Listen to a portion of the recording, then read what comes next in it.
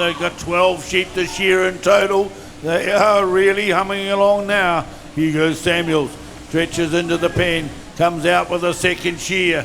Look at him start to write this one down. Beautiful sheep they've had here in the wire wrapper this year. These longer wool ones have been beaten about by the weather a little bit. But Jack Fagan says that doesn't worry me, it rains everywhere. And here steps up the neck and around the back of the head on sheep number 8, Stan One, the lad from Tigawiti.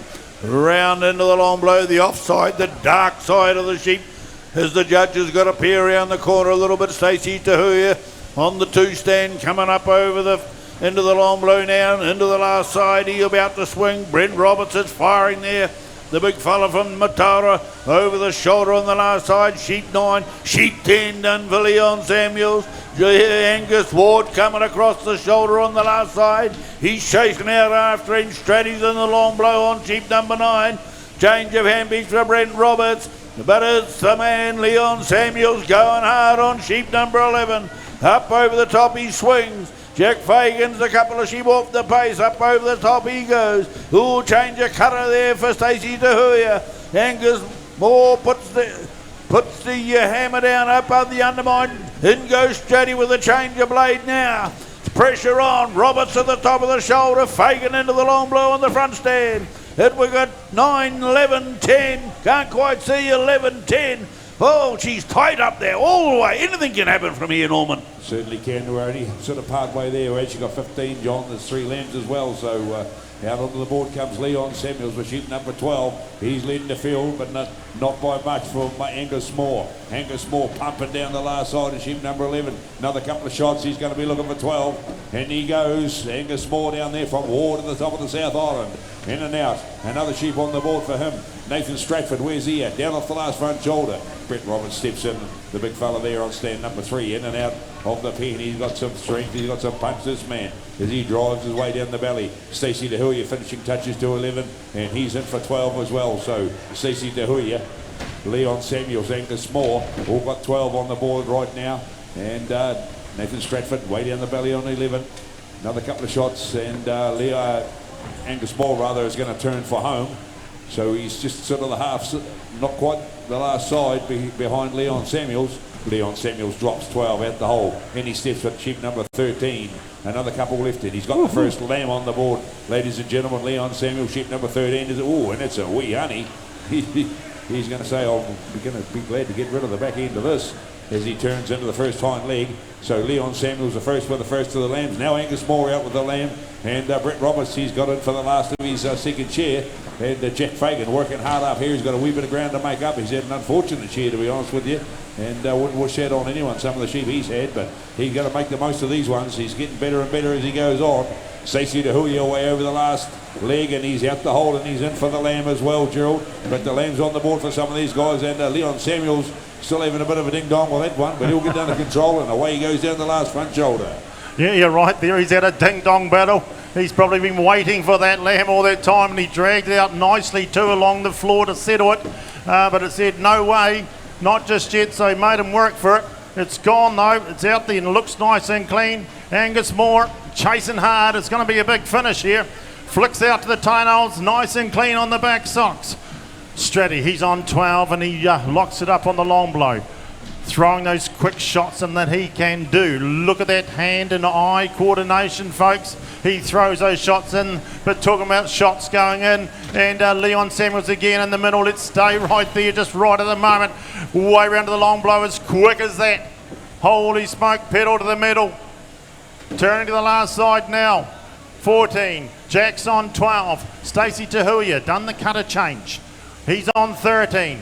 Big Brett Roberts on a big recovery after a big injury by cutting his hand, but he's back and he's right amongst it. He has a big sign on his wall, says no excuses. I don't do excuses. I'm here and I'm here for the real deal. Hey Jimmy, one to go for Leon. Leon Samuels is the first with his 15th. and final sheep there. Angus Moore dives in for 15. Has he got enough left in the tank to catch this man from Invercargill? Because he is absolutely flying. Undermine time for Leon. He steps up the neck. The belly comes off for Angus Moore. Stacey Tehui is back on 14. He's just dropping into the front shoulder. But the real race now, the first to finish, is going to be between Leon and Angus. And Angus is catching up to Leon, ladies and gentlemen. Angus Moore rolls into the front shoulder. Leon gets a little bit of a kicker. Angus drops into the long blow. Leon turns to the last side. Angus steps over. He's going to get to the turn. Ladies and gentlemen, cheer them on because this is their 15th and final sheep. Leon Samuels down the last side. Angus Moore is right there. Who's going to finish first? Is it Leon? Is it Angus? Leon Samuels of Invercargill and Angus Moore of Ward is right there, Johnny. Beautiful shear. Brent Roberts comes down the last side on. Still got one in the pen. And last sheep on the board for Stacey Tehui from Alexandria. Down there on stand number 6, Nathan Stratford still battling away, and he comes across the shoulder on the last side. Jack Fagan's about to go in for 14. Brent Roberts has got 15 on the board, but it's Stacey Tehui rolling up the long blow now. He's had a good start on his Merinos. Sure, the crossbreds very well, but then got hauled in. Nathan Stratford bounces into the pen. Little bit of sweat glowing off the shoulders down there on stand number 6. Making it easy is Stacey Tehui, though, a very experienced shearer, great record holder. A round of applause for Stacey Tehui. By crikey, what a shear from the man. He's a horse when it comes to shearing, this fella. He just works. And sheep number 15 on the board for Nathan Stratford. Around the back of the head he goes. Brent Roberts is round the back of the last side. Under the shoulder, and he's got about 4 shots in this lamb left. Right out to the last leg, one over the tail and down the hole and reach for the button. Awesome stuff from Brent Roberts. Jack Fagan brings out his 15th and final sheep. Under the shoulder and down and out the flank for the super clean Nathan Stratford. He'll be there when the whips are cracking and the prizes are drawn for sure. Look at him go, all the way from the Invercargill in the deep south. Well done, Nathan Stratford. But not to forget young Jack Fagan up here. He had a witch there on sheep number 2. Just would not let him get the wool off. The big old weather, he said, I'm going to march you downtown at 1 o'clock and put you on the clock tower and we're going to eat you come Monday. He said, righto, we'll get the rest of the job done now. And he turns onto the last side. He's come back from hell and really made a top job with the points are not too high. The time points are getting away a little bit now. It's just the way it goes, the luck of the draw. They are wild animals, ladies and gentlemen. They are not trained. Here we go, Jack Fagan.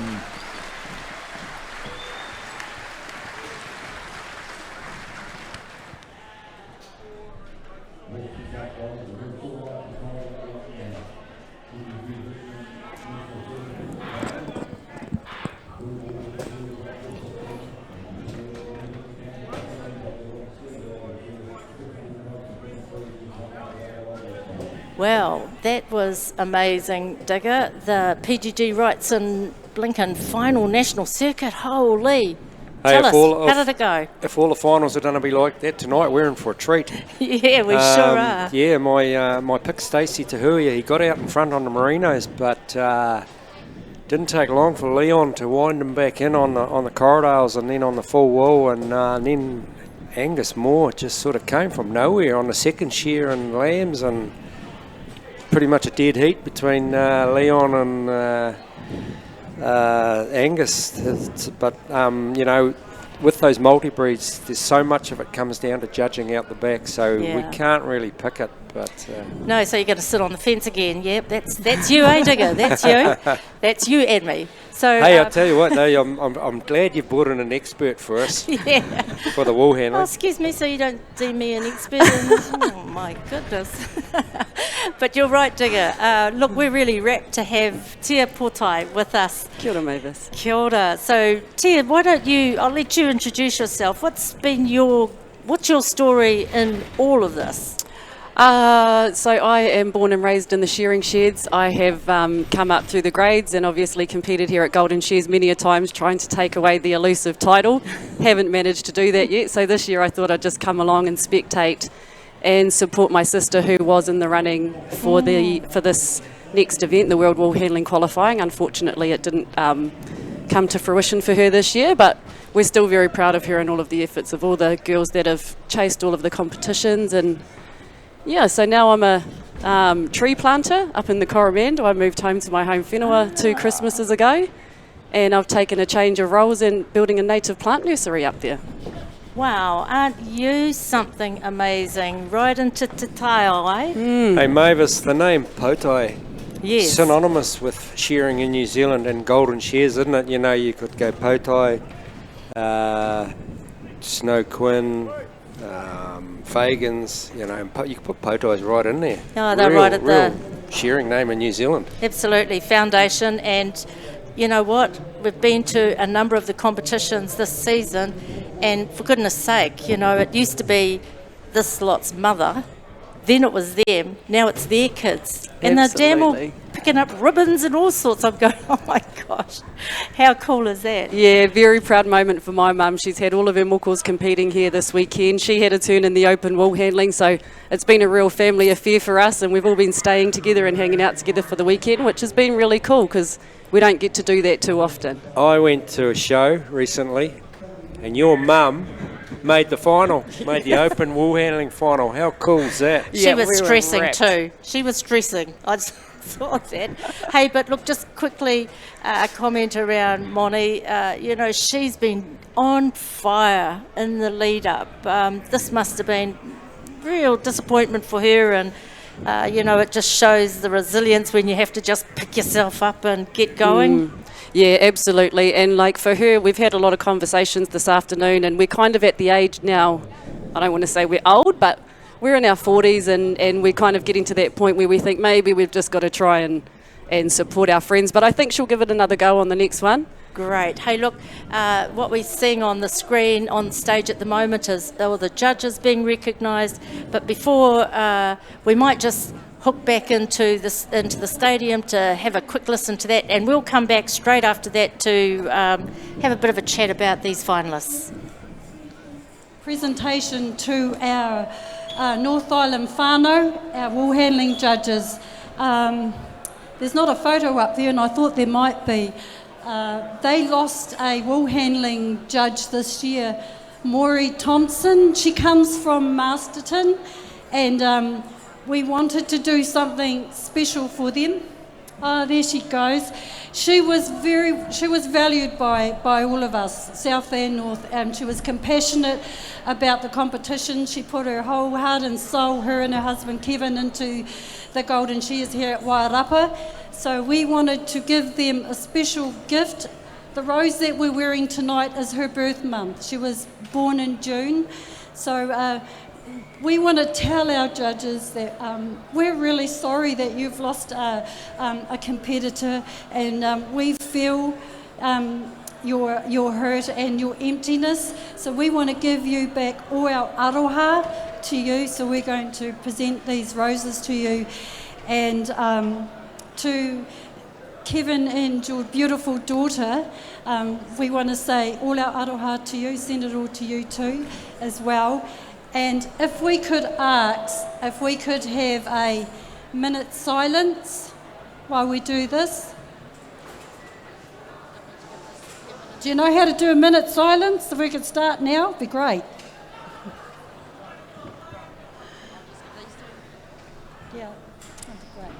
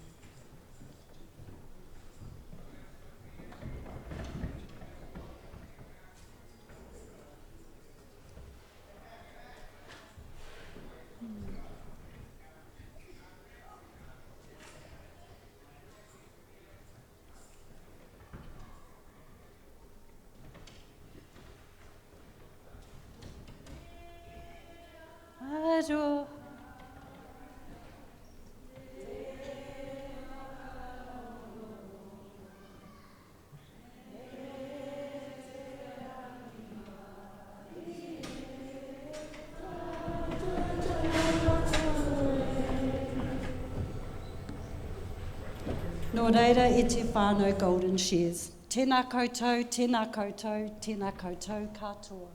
Enjoy the rest of your evening.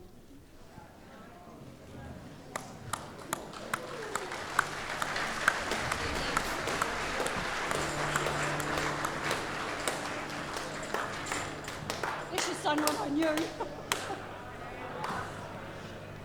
Thank you so much for that.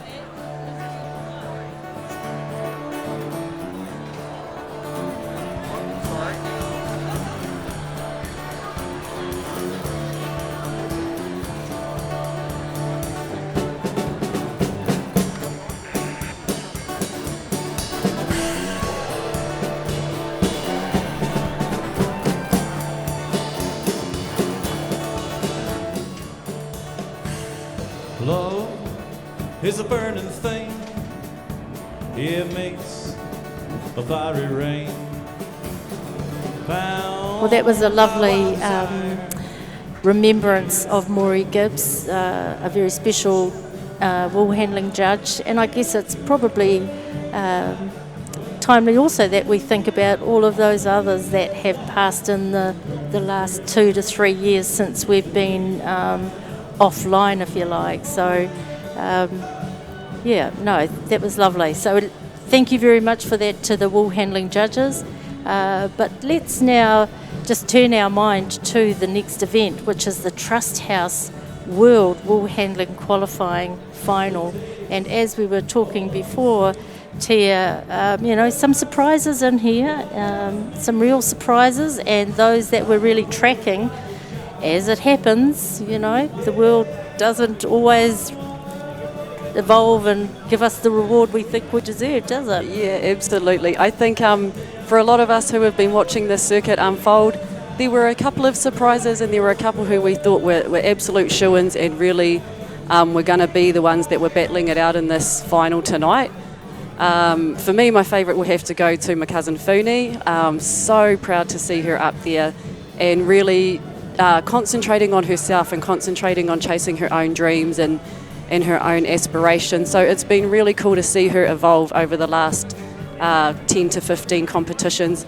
And for me, watching from home and seeing it all evolve from home has been amazing, and getting all the updates from her afterwards. So Candy's another amazing wool handler. She's probably as far as what we would call an old girl in the shed. She's definitely the most experienced one.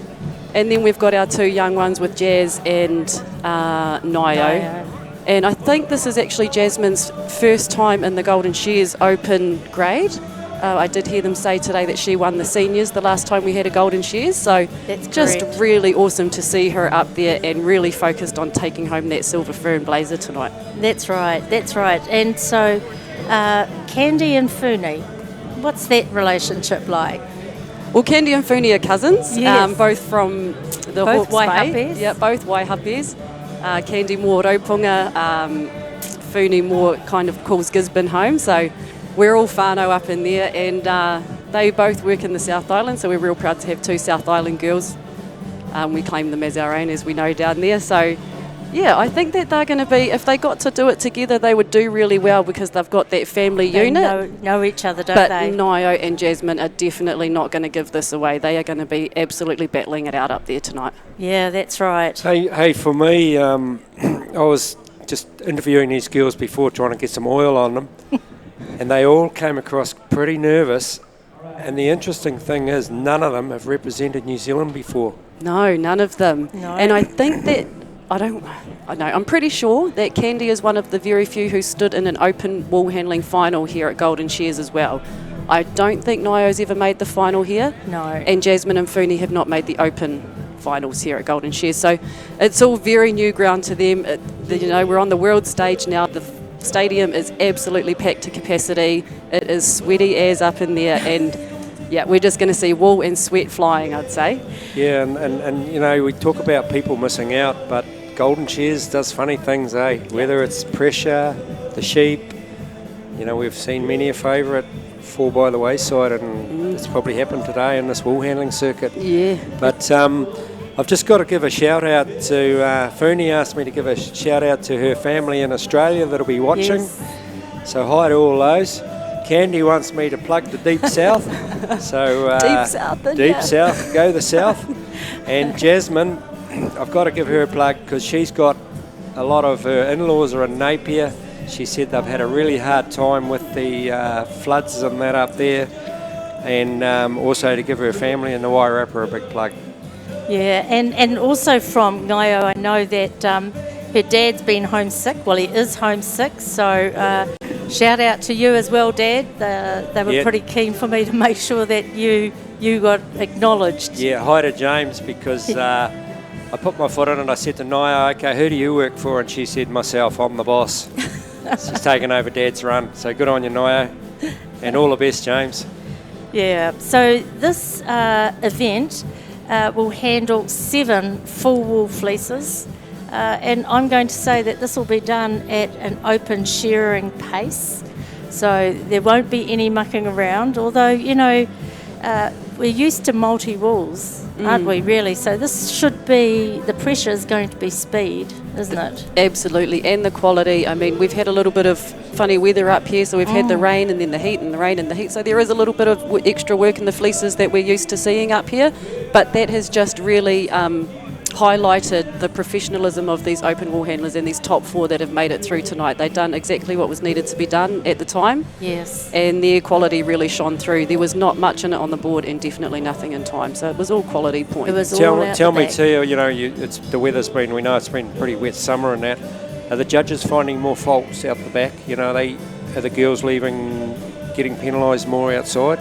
Yeah, from what I can tell, there has been a lot of heavy penalisation out the back, mostly because they are overdoing it with the preparation. They're taking out a little bit too much of the yellow and things like that. So a lot of the girls that I've been talking to have said it's hard because the lighting's different. And, you know, when you're in the moment and you've got to make that split-second call, sometimes you just tend to rip a little bit deeper into the fleece than we probably should. And I think you'll see that when we're pretty lucky to be up here. We have a real bird's eye view, and you are able to see that. But I think they're just about ready down there, Digger, and so perhaps we should turn ourselves back into the stadium to the Trust House World Wool Handling Qualifying Final. Awesome to see you. He played upon the night time till a peaceful early morn. He soothed the souls of cycles and the men who jumped the horn. They all are very happy in the morning, but Jimmy didn't like his place in this world of ours. The elephant men lost on my neck, but he had too many powers. So sad to see the grieving of the people that believe it. Some people left for heaven without boarding. We walked them to the station in the rain. We kissed them as they put them on the train. And we sang him song, a time long gone. No one knew that we'd be seeing him again. Far away to say, I must be on me way. So buy me beer and whiskey, cause we're going far away. I'd like to think of me returning when I can to the greatest little boozer, to Sally McLennan. But now the years have passed, the times have changed, I grew to be a man. I learned to love with the virtues of Sally McLennan. I took the cheese and drunk the beers, I crawled back home at dawn, and ended up a barman in the morning. I played the pump, I took the hump, I wanted whiskey down. I talked to whores and horses, to men who drank the brown. So sad to see the grieving of the people that were leaving. Some people left for heaven without warning. We walked them to the station in the rain, kissed him as they put him on the train, and we sang him song, a time long gone. No one knew that we'd be seeing him again. Far away to say, I must be on me way. So buy me beer and whiskey, cause we're going far away. I like to think of me returning when I can to the greatest little poser, to Sally McLennan. Whoa!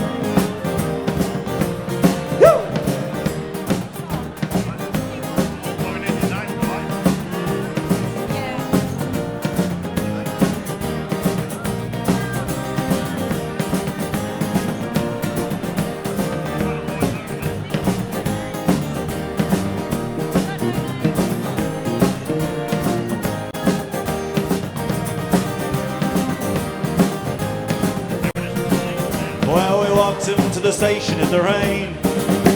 We kissed him as he put him on the train, and we sang him a song a time long ago. No one knew that we'd be seeing him again. Well, sad to say, I must be on me way, so buy me beer and whiskey, cause they're going far away. But I to think of me returning when I can to the greatest little boozer and the Sally McMahon.